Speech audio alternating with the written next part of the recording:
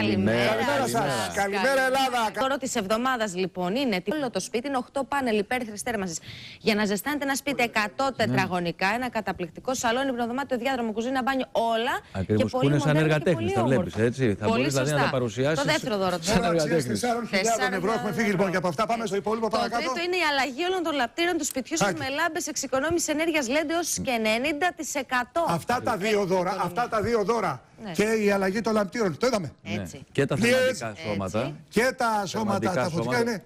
Από τις εταιρείες Red In και LED θα καλύψουν οικονομικά όλο το σπίτι. Και ξεχωριστό είναι, για να το καταλάβω και ξεχωριστό τα 2.000 ευρώ. Τα δύο, λοιπόν, να δώσουμε τα δώρα μας που είναι πολλά. Πάμε. Λοιπόν, σώματα 8 στον αριθμό για όλο το σπίτι, για να ζεσταίνεστε πολύ γρήγορα. Ούτε ένα, ούτε δύο, ούτε τρία είναι. Και τα οποία μπορεί να βάλετε και εκτύπωση επάνω.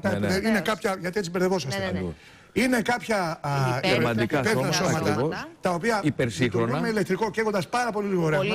Και εκεί πάνω μπορεί να κολλήσει οτιδήποτε. Γι' αυτό βλέπετε αυτό που σας μπερδεύει. Προσαρμόζονται σε όλα. Τα 8 υπέρυθρα θερμανικά σώματα για ολόκληρο σπίτι. Μιλάμε για ένα σπίτι πάνω από 100 τετραγωνικά. Πρόσεξε, τα 4.000 ευρώ είναι τα υπέρυθρα θερμανικά σώματα και οι αλλαγές. Μαζί οι λαμπτήρες του σπιτιού με λάμπες εξοικονόμησης ενέργειας LED και θα δείτε 90% οικονομία. Η Red In και η LED, η εταιρεία LED δίνει τους λαμπτήρες.